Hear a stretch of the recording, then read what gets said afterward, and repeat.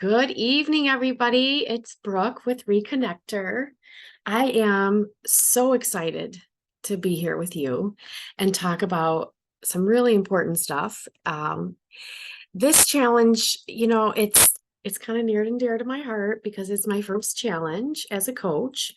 But primarily, it's my first group challenge. And bear with me, this is new to me talking to the camera without a person in front of me. So I appreciate your patience as I kind of muddle through my first time doing some things. And I want you to know that every Zoom meeting that I hold, as far as a webinar or group training, I always have a recording available. So don't be shy about signing up for things, especially when they're free or interest you, because we really are going to make sure that you always have access to the program because everybody's life is busy and things happen and we want access to things later because we show up differently at different times of the day and we show up differently depending on what's going on in our lives. So I hope that you're in a quiet space and you have some time to yourself to listen and watch. If you're first time here live with me, if you don't mind, just type in the comments live. And if you're watching the replay, just to get connected to yourself and to, your body and where you are, just write down on a piece of paper, replay. You're here today watching the replay of the Travel Light 22 Days to Pack with Purpose Challenge. And I wanted to talk a little bit first about why I did the challenge and why it's called Travel Light. Travel Light means we're going to get rid of some stuff and not carry it around with us. I had recorded a video of myself carrying like 5 bags of luggage for a very short one overnight trip and how ridiculous that is. But I really dove into this summer and I examined it so that I could understand myself better and help you understand yourselves better. Because when I decided to relaunch my coaching business, who I help and what I help them with is a big question, and how to talk to my audience and my clients. So one of the things that I would like to help high achieving women who may or may not have lost a little bit of themselves along the way with is to find their purpose. And I'm a firm believer that if you don't get rid of all the things you don't need and want, it's very difficult to find out what you do need and want, because that's all like in front of you and it just piles on and piles on and piles on. So this will hopefully pull back some layers for you and give you a better understanding of how you've been making decisions and how you would like to make decisions and what's influencing you and what you would like to not be influenced by any longer. So there's no right or wrong in this at all, and everyone is different. You may find that you are really surprised by some of the things that you figure out, and I will share with you I was. And I also found out some things that I didn't even realize were going on for me. But I also found a lot of interesting parts of it because society has changed so much in the last 20 years, obviously. But I'm even saying like it changed even in the last 5. So online and coaching and that channel has changed so much in the last 5 years since I was on it. I've still been coaching. I was in the corporate space and I've coached amazing women to realize income that they never thought was possible. And I've coached business owners launch businesses and pushed people out of their comfort zones to achieve some great things, but also to do things that they wanted to do, but were too nervous or afraid to try without someone getting them there along the way. I personally have had a coach a couple times, and I've always been very successful with a coach. The 3 major things that I've used a coach for are health and fitness, and obviously career, as well as personal development. I've also used a coach for yoga and my yoga business in school. So from that, I grew a yoga business in school, And if you don't know me well, some of you know my story. When I was 41, I unexpectedly got pregnant and I already had a 15-year-old son. And I had a baby at 42.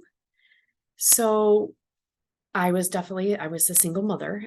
And my second baby was definitely a shock because my oldest is adopted. So I'm that girl that they tell you about when you're trying to get pregnant, and annoyed the heck out of me when I was going through this infertility when I was 26, that, oh, if you just quit trying, you'll get pregnant. Well, I wasn't trying, but I was going through menopause. So I have a menopause baby and I have a grown man. But I have two boys and I'm still in my hometown. But at the time, I was under a lot of pressure. I had a newborn. I had a mother that relapsed and got cancer again. Does cancer get a relapse? I'm not sure. Sorry. Anyway, she got cancer again and my support system was gone. And I needed to be working during daycare hours in order to get a babysitter for my little guy. And I sold my yoga business. And to this day, when I talk about it, the first several years, I was pretty proud of that. But about year 3, I got pretty sad about it and I missed it tremendously. So I gave up a dream and I did the safe thing. I got a job working for someone else. I got a job with insurance. I made great money. I made great advancements in my career, and I learned, oh my gosh, so much about myself and coaching other people and empowering other people and how to motivate them and how not to motivate them. I also learned about what the corporate structure is like, and being accountable to stockholders is the driving force in a corporate situation. So there wasn't a lot of room for me in my corporate world. And that's okay because that's how the company ran, but it wasn't necessarily good for me. And I'm really spiritual about how to get from point A to B when it comes to setting goals and achieving goals. I feel very strongly that the path to get there is unique to each person as far as the emotional willpower, if you will give me that word on it. It does take a lot of willpower, or stamina, whatever word you'd like to use there. But in the corporate world, the consistency and the work that you have to do every day to get to the big goal is actually being referred to as the grind.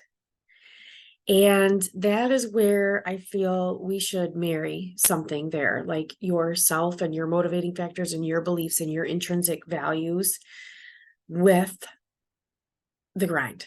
And what I mean by that is when you take something that you are driven to do because you've made the goal and the goal has become your passion, your life mission, and it is bigger than any other goal that you have every single day, with the exception of course, loving your family and keeping your family safe. So please give me some leeway on that. But what I mean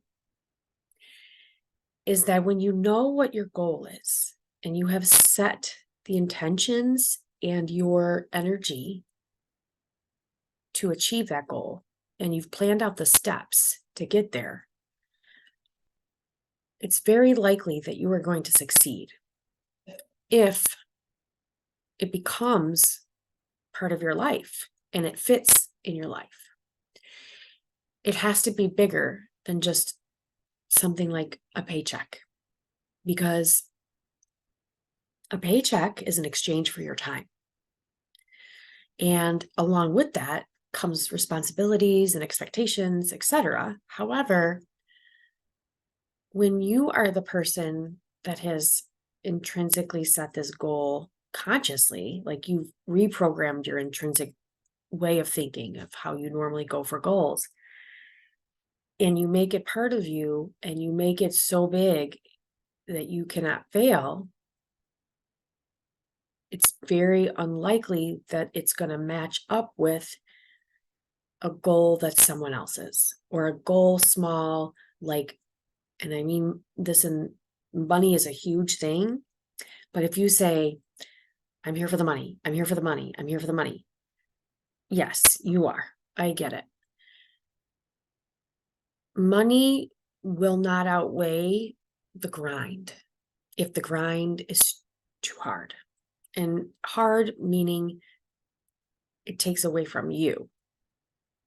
So if you marry the grind with the goal and you bring in you and your special sauce, so to speak, of what it is, and it's your dream and your motivation, then you can get there without it feeling so much like an uphill battle. And that's what I'd love for everyone to have in their life, is whatever it is that you're trying to achieve on a daily, weekly, monthly, yearly basis and beyond, is that it feels so true to yourself that it doesn't feel like work all the time. And you're going to have stress. Don't get me wrong. Like, things come up. It's still normal. You're dealing with public. Like, you can only control you.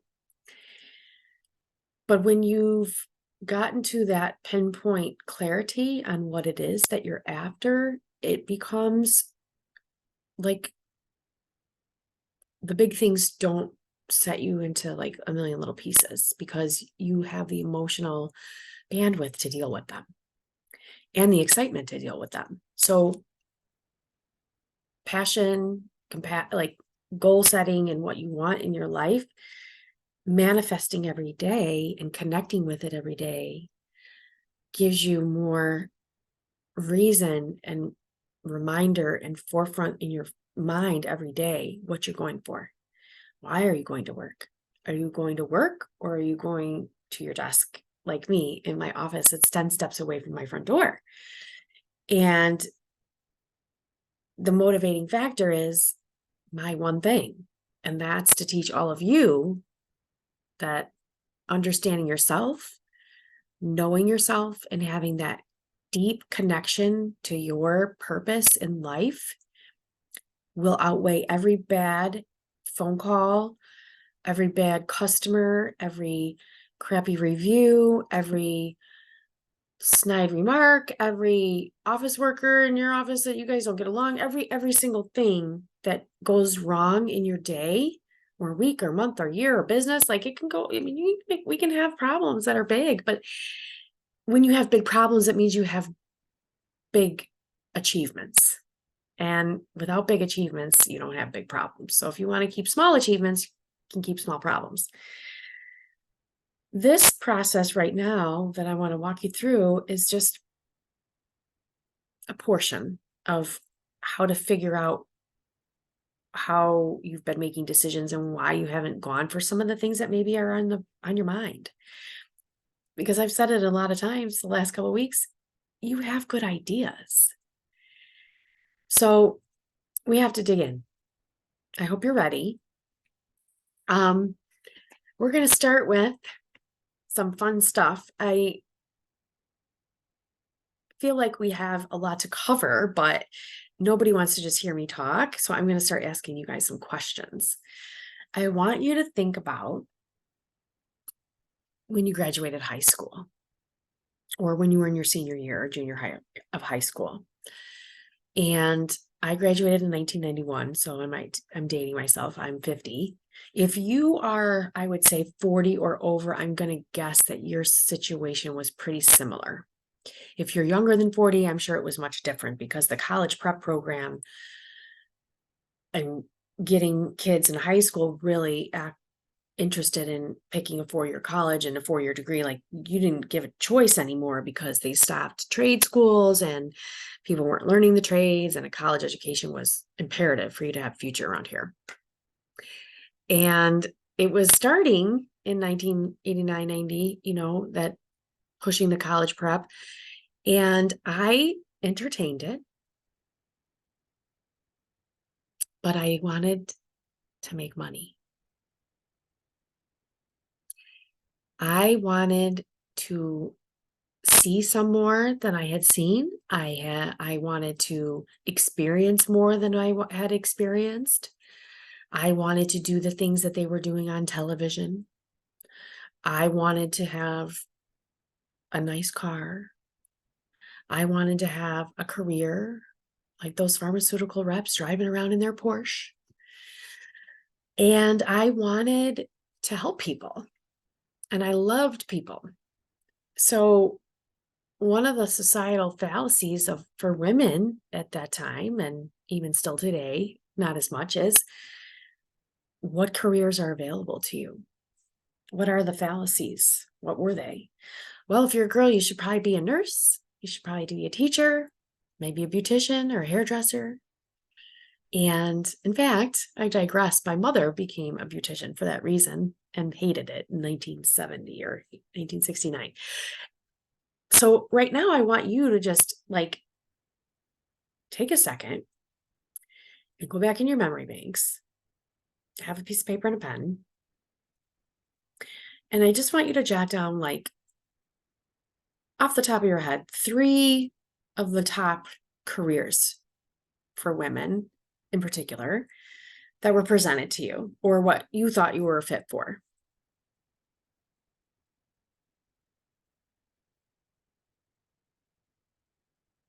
And if you're live, obviously you should type them in.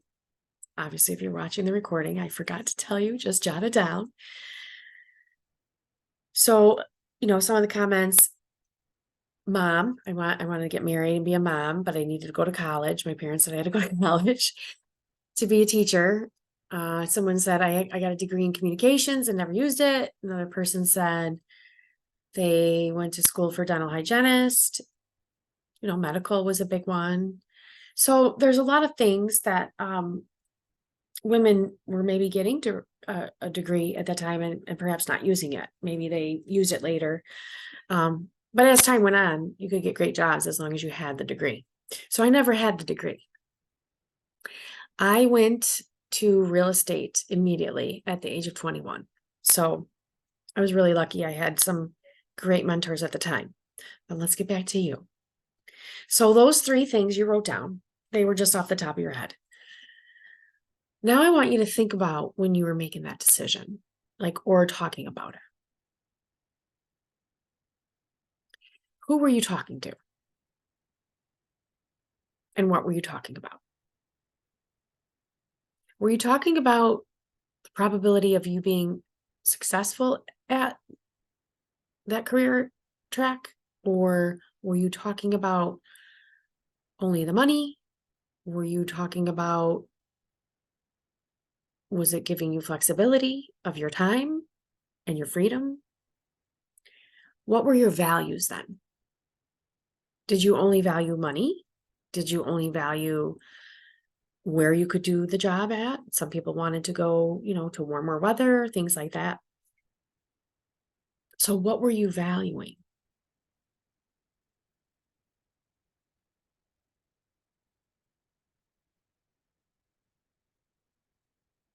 Maybe you wanted that career because people thought it was the coolest career. And that's the way you went. And you realize it wasn't so cool. I'm not sure. So out of those things, the 3 things that you kind of narrowed your career down to, and who you're talking to and what your values are at that moment in your life, and you're barely 18 or just turned 18, you're supposed to make a life decision autonomously, because they say all your decisions are your own decisions, at the age of barely 18, with very little knowledge except for the people's opinions that you sought out. And we really didn't have the internet for me to go on and research. And I wonder if you did. But if you didn't, then what was your source? Who were your sources? My sources were the guidance counselor, obviously my parents. And my parents always told me, you can do anything that you put your mind to, Brooke. Anything that you want to do and achieve and anything you want to become, you can do it. And it didn't matter how big it was. No one ever told me you can't. I remember when Mary Lou Retton was on the Olympics, And I came home, or my dad got home from work because I had watched it all summer. I loved watching her. Anyway, he came home from work that night and I was like, Dad, I know what I want to do. I want to be like Mary Lou Retton. I want to be an Olympic gold medalist. Now, obviously, I had not been in a gymnasium at all, like a gym like that.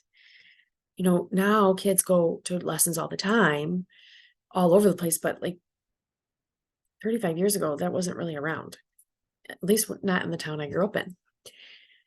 So instead of telling me, that will never happen, Brooke, because you haven't had the proper training and now I think I was practically in high school. Well, no, I was in junior high.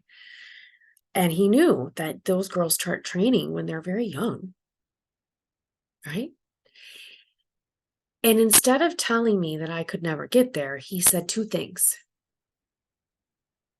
He said, I'm not sure how you would start doing that right now, but I'm sure you could. And if you did, there would be a lot of work for you to catch up on. I'm sure if you put your mind to it and had the right facility, you could do that. Maybe we should do some research if you're really serious about it. And then he said, this was so kind of him. There's some other things that you might have natural talent in as far as the physical part of that being a gymnast thing. I was in softball, but I wasn't super sporty. And he said, track and field is another avenue of the Olympics that you could compete in, which you may not have such a handicap or disadvantage of because you haven't been training since you were a little girl like all the other gold medalists. And later I realized that he was trying to encourage me to go a much cheaper route, but also a much more attainable route. Because any goals that we all have, like we know SMART goals, right? They have to be attainable. So this big goal of being an Olympic gold medalist, has to be broken down. But I digress. So that was my dream. I wanted to be a gold medalist, but obviously I didn't have the right stuff yet, or the right stuff at all, probably. So if you were influenced by a person like that, leaves your doors open, gives you encouragement, offers some wisdom, but doesn't try to influence your decision, that may be a healthy person for you to be talking to.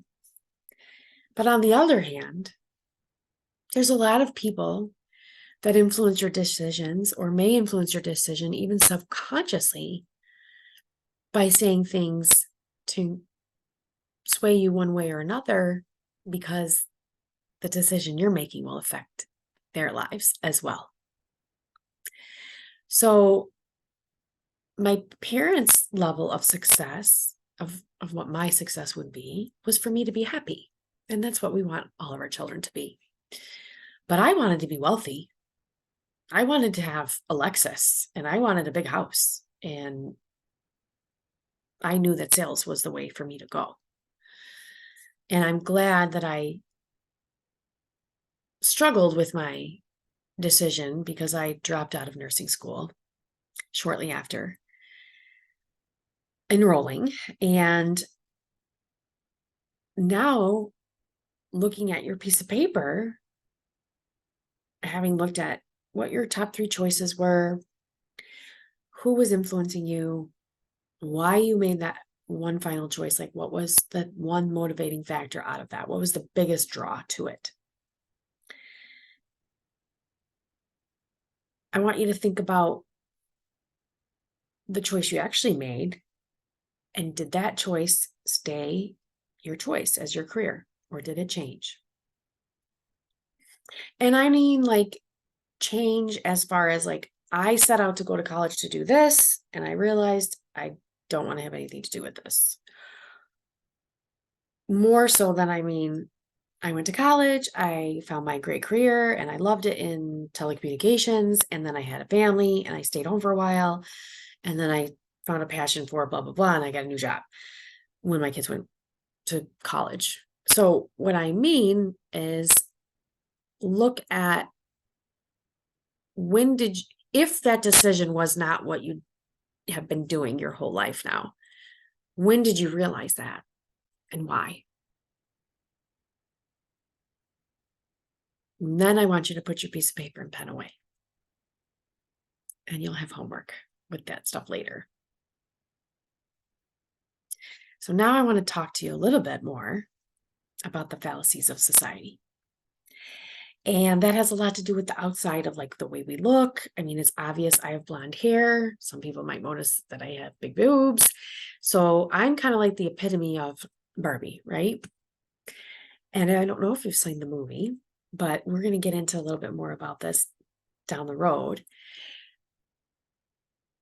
There's the stereotypical Barbie who's just there to look good and be perfect. There's the career Barbie, there's the mom Barbie, there's Skipper, there's all kinds of different things that Barbie is, right? But those are roles that she plays. It's not who she is. Who she is coming from what she values and what her beliefs are. And in the movie, stereotypical Barbie struggles with that and what the false belief is of what society's expectation is of us and you and me and Barbie in particular in this case,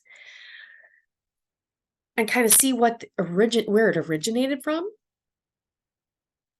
and how you've been holding on to them and whether or not these beliefs need to go. There's some that you might get down the list and cross it right off, and that's okay. Because we're here to rewrite our story. And our story is ours, not Barbie's and not our guidance counselors and not all those people that were telling you, oh, you'd be so good at this. Well, I was so good at a lot of things 20 years ago that I'm not really good at it anymore. So let's talk about how societal expectations limited your potential or could have limited your potential. So those people that you were talking about that were helping you make decisions that you sought out for information. I want to talk to you really quick about these should, coulds, and stuff like that. So when you think about this, we're really only seeking out validation for our decisions and our choices. And we do that out of fear. Validation is something that we're conditioned to get and something that we use to measure our success. And I'm going to challenge that during this challenge that we as women can be measured by our own beliefs versus external validation. It's always going to be nice to have it.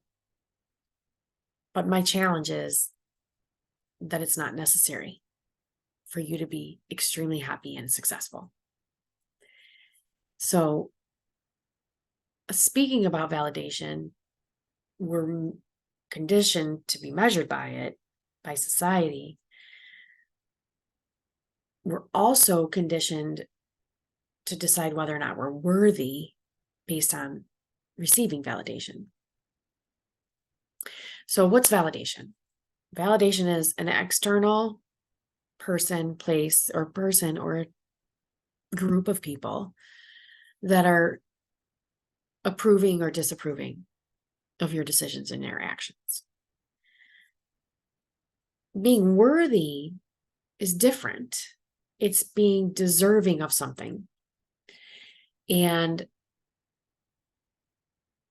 the people that you are or have been giving advice or influencing decisions, let's use them as like authority. They're the authority of who gets to decide whether or not you're deserving. So if you tie that all together, it kind of sounds really crazy if you put that into like a simple statement. So let's put that into a true statement. For me, it isn't true. but this journey that I've gone on has gotten me to where it's not true. I validate myself about the eligibility of my worthiness based on outside authority. That sounds crazy. That would be like me saying, I base my worthiness, my eligibility to feel worthy based on what other people think about me all the time and whether or not I'm worthy of validation.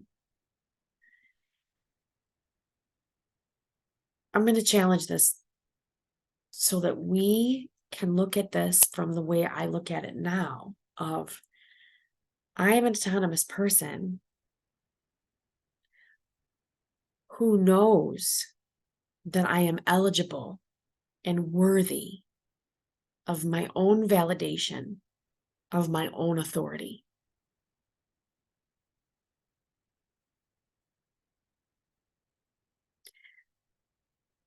So the 3 people, 4 people, however many people are on your list,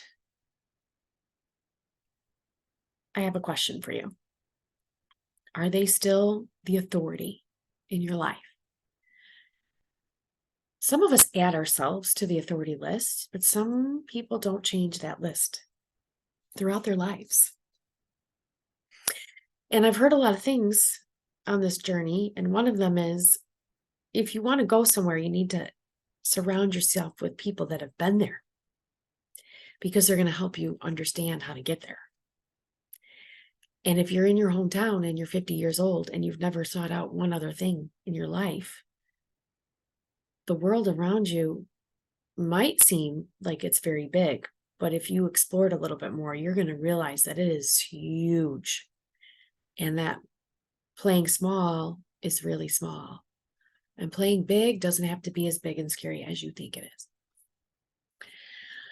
Okay, so now that we've kind of gone over what worthy, eligibility, validation, and authority is, I've realized that this external validation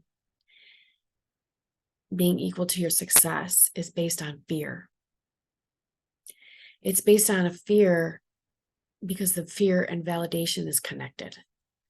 So fear is a primal emotion that's actually here to keep us safe from danger. But in the world that we're in now, because we're obviously not like driving in covered wagons and homesteading across the United States and trying to settle land.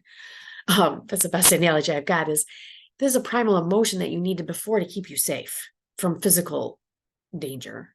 But now fear is taken on a different form. It's fear of not measuring up or being accepted. And fear of being accepted is the part of the validation there. And that fear can lead us to seek too much external validation in order to have a sense of belonging and worthiness.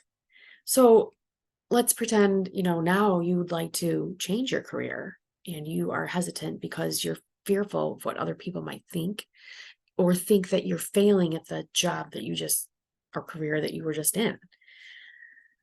So when I sold my yoga studio, I was afraid that people would think I failed when I was no longer the owner of the studio. So I was very hyper vigilant of telling people that I sold my yoga business at a profit. It is an achievement, but I did not need external validation for me to feel the value of that achievement. I'm still proud of that achievement because the service business typically is done when the main service provider is gone. But I didn't need to tell people that. It was almost like I was asking other people to validate me, validate my choice, validate me for going back into sales in a career that I left in order to have something that I was extremely in love with and passionate about as a career. So I was more afraid of other people thinking that my studio failed than having people understand my success, if that makes sense. You're so busy telling people, I didn't do that, I didn't fail, I didn't fail, I didn't fail, that you sound like you failed. It kind of happens. But anyway, So if you're trying to change your career, obviously you don't want somebody to perceive it as a failure. So you can be making decisions based out of fear. I did make the decision to sell my yoga business out of fear for being able to provide for my children. And in hindsight, looking back on that, if I had worked as hard as I did in corporate on my yoga business, I would have had a very different life for 5 years. I think the first year would have been a lot harder, but right now it was a little backwards on the timeline. At any rate, everything that was supposed to happen happened. And it's how I look at it, because everything that I gained was amazing. And everything that I learned is invaluable. So what are some of those fears? Obviously, we're fearful of what people think, but we're fearful of loss. We're fearful of losing our material possessions because we feel that they make us happy, and maybe they do, but a lot of times we identify with our status as far as with our thing. They go together, the status and the things. And, I had a really big house with 5 bedrooms and a 4-car garage, and I sold it to make my life simpler so that I didn't have to buy into, well, if I need more, I have to work harder and more. And I didn't want to have to chase my monthly mortgage payment. So I had to lose my big house in order to gain peace of mind. But on the outside, did I look like I was failing because I downsized? Fear of external threat. That's a fear. Fear of saying something when we're fearful of the reaction. So if you think something's wrong and you don't say it's wrong because you're afraid that somebody might, be threatenable or threatening to you, obviously that's a big fear. Fear of rejection, that's really where it hits you in the heart, is you might fear that people that fear rejection so much tend to spend their lives chasing acceptance and validation. So as a coping mechanism, sometimes we become people pleasers in that way, and we're really afraid to be our true selves. So that is something that we have to really understand ourselves in order to know whether or not we're making a decision or choice based on fearful of someone liking us or not liking us. And I have that problem a lot of times. Everybody wants to be liked. I got over that fear by asking myself, is this person an integral part of my life? Does this person deserve a seat of authority in my life? So going through these fears and going through these reasons, tie it to our words of authority, worthiness, validation, because there's something there for you to understand about yourself. Fear of judgment. People have an intense fear of doing or saying something that will be judged poorly by someone else or harshly. Relying on a lot of external validation or looking for external validation can have a negative effect on your self-esteem, because we may begin to feel like we are not enough and lose sight of our own value and strength. My example for that would be, external validation would be like a compliment at work, or someone comments something nice on a picture that you posted, sharing gratitude about, things that you've done for them. And sometimes we are making subconscious choices to seek that approval. So for example, if you know that your boss loves the color red because they complimented you on wearing the color red, and you're going to a meeting that your boss will be at, and you on purposely make yourself wear red, even though you don't love wearing red, but that person will like it and probably pay more attention to you and validate you that day, and you wear red for that reason. So start to ask yourself, if I don't like red, but my boss likes to wear red, am I trying to connect with my boss, or do I need that person to approve of me? And if they need to approve of you, why, right? We have to go full circle. That comes later. But changing your thoughts and beliefs because someone approves or disapproves is what I'm talking about. And I have validated the reason why I bought the smaller home, and I have changed some of my thoughts based on what somebody would have thought about me buying a smaller home. Like, I was buying a smaller home, but if I only went to 4 bedrooms, was that small enough? You can see how this can go.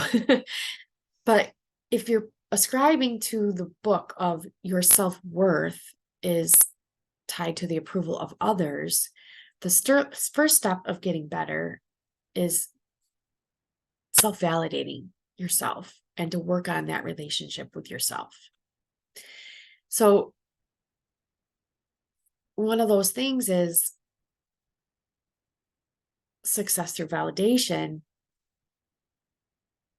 external markers to judge that, like who's the authority, right? So these people now that are maybe still on your list or not on your list, but then is there even a second sub list of authority people, the authorities that aren't really your authorities, like social media, that people you don't even know. I'll give you an example today of that. I was on Instagram posting some things about ReconnectHer, and someone reached out to me in the DMs and started with questions about coaching in my business, and I answered them readily and happily, and he turned the conversation a different way. And I actually had to think about,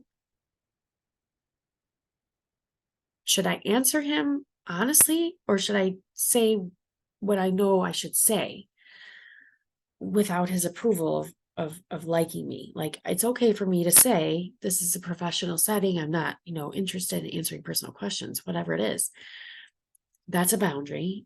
And when we when we put so much value on validation, we give the power to someone else to make our choices, right? And we give other people the power to judge or measure our success through external markers like wealth, status, recognition. And it can trap you in this cycle of approval seeking. And you might find yourself in the DM not feeling like you have the power to say, listen, we're going to cut this conversation off and keep a boundary. So another way that comes up is perhaps you're at work and you are working on a promotion you're working very hard to get a promotion. And even after the promotion, you find that the sense of accomplishment is very short. You don't feel as elevated as long as you feel that you could or should have. If the accomplishment is short-lived, it's tied to external approval rather than your true fulfillment. So everything that you're going after, circle back. Is this a question that, is this an intricate part of me that I am going after for me and for my success? Or am I going after this for the adoration of my colleagues, or to be, with a name on the door, or something that is going to not last? Because we all know that trap of, when I get to, I will. But life isn't like that. We have to be present in the moments and making the things that you want to happen later happen all the time. I talked about the influence on our choices, the authority.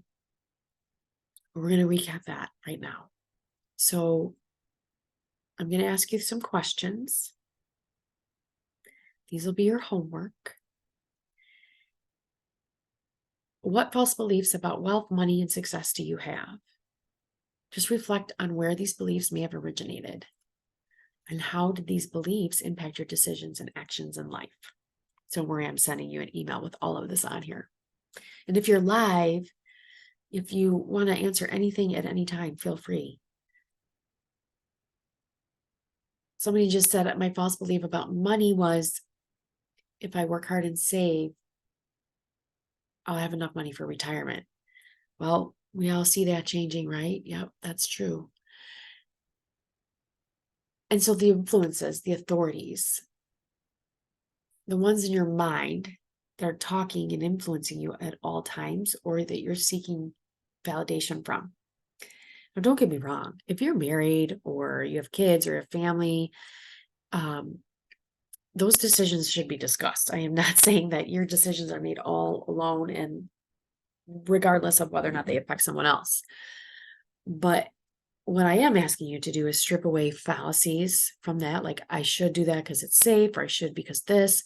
So, for example, when you were growing up, if you were praised for getting great grades, it instills a belief in you that like that external piece of paper is giving you proof that you're good, right? It equates to success in school anyway. It measured you. But sometimes if it's too much emphasis put on that report card, you might consistently seek validation through accomplishments and fear failure to the point where you enter your career and those things are so important to you, but perhaps you go work in a company culture that they don't really do those things. Will you be really happy long term without that mark, so to speak?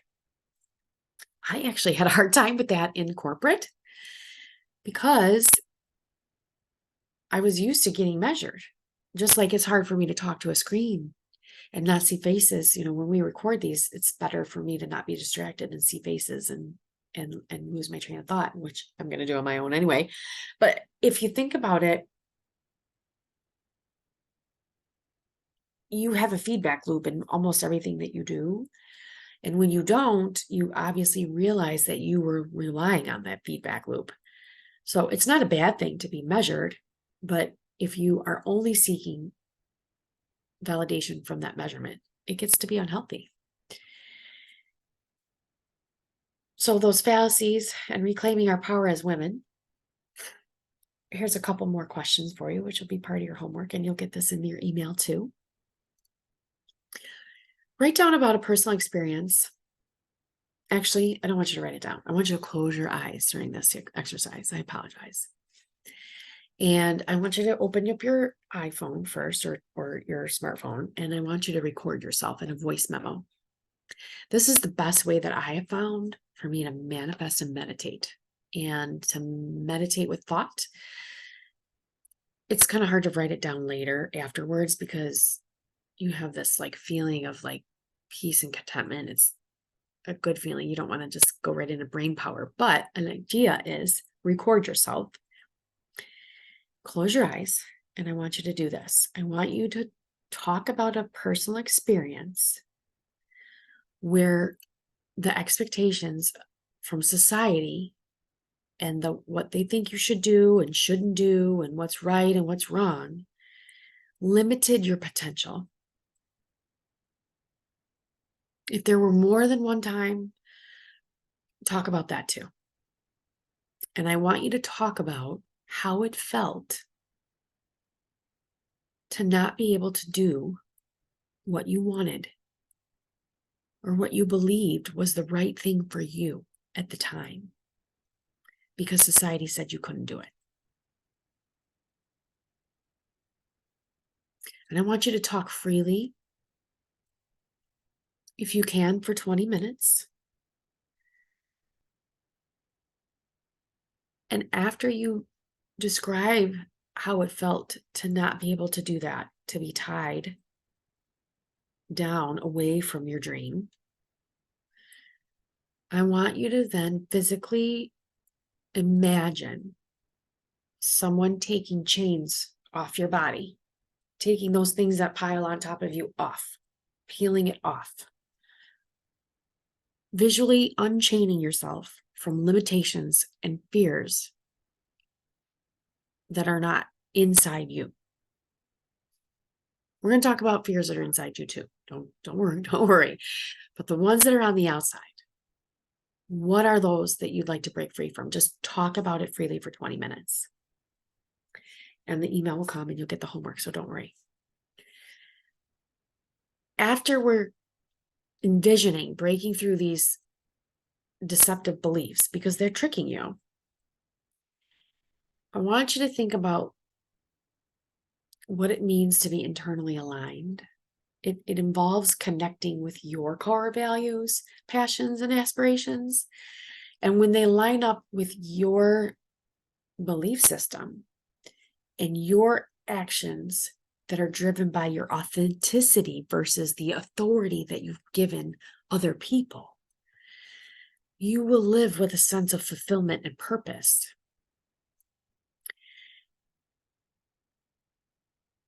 Just think about your happiest, proudest moments and reflecting on those experiences, including like the best times in your life. I want you to identify the top values and feelings that you were having and define that. So, example, one of my most happiest, proudest, and most fulfilling moments was opening my yoga business, my yoga studio. I felt like I had given back to my community. I felt purposeful. I felt inspiring. I felt like I was gifting yoga to the community and the women and men around me. And it was important to me because I knew what yoga had done for me. It was important for me to give it back. But if you think about like your life, you can kind of like, if you'd like to use this exercise too, you can visualize and record it too. We're going to add that to the homework. Using like the river of life metaphor, which means is like if you just draw a little river and you put some milestones along the river and the bends, what did you feel when those milestones were happening? Like becoming a parent or starting a new job. And when you're connecting your core values and your passions and your aspirations with all the feelings of good and knowing when you were doing good, identifying that creativity and helping others are your core values. You could, okay, so let's say this. Let's say identifying that you're like, you love to be creative and helping others, like I did with my yoga business. So I start my yoga business and it aligns with all my values. And even though external validation isn't present right away, I had a deep sense of satisfaction and purpose without the external validation. It's a business, so I'm always going to need external validation. Like, yeah, they're going to buy it. That means it's a good business. It was a good plan. It's working right. But outside of that, when I started and I implemented this and I achieved that moment, I was proud of myself. I didn't need anyone else to be proud of me or happy for me because I knew it was amazing. And it was. That was a moment when I knew later on that I was fooled by a false belief that I needed authority and I needed to be validated and helped by authority of society that fit into the 8 to 5 world, right? And it shifted my path. So I'm embracing the freedom of letting go and these deceptive beliefs. And when you do that, you can rewrite them. So let's continue on that when our homework comes in our inbox and be super happy of it. It's super happy about getting it, right? So there's going to be a lot of review in the homework. And I'm going to leave you with this. Whatever the authority that's no longer working for you or the validation that's no longer working for you, if that person is still in your life, I'm not saying that people need to be cut out of your life in order to no longer hold a place of authority of your decisions. If we're careful about who they are and how we go about that, understanding what their point of view is different than taking it as the authority telling you that's what you should do. Because who's that person anyway? Right? I have enjoyed this hour with you guys, especially everybody that was able to tune in live. If you haven't been able to and you're watching the recording, please feel free to email any questions to brooke@brookehopkins.net. And especially when you get to the homework, I'm here to help you. We are going to have our next call next week, and we will have a total of 4. And the final call will be just a short celebration call. So we actually have 5. But I hope you enjoyed the first hour, and I can't wait to hear about your recording and what you uncovered for yourself. So watch your inbox. The homework will be to you by tomorrow at this time. And I will see you next week. Watch for your invitation and make it a great day.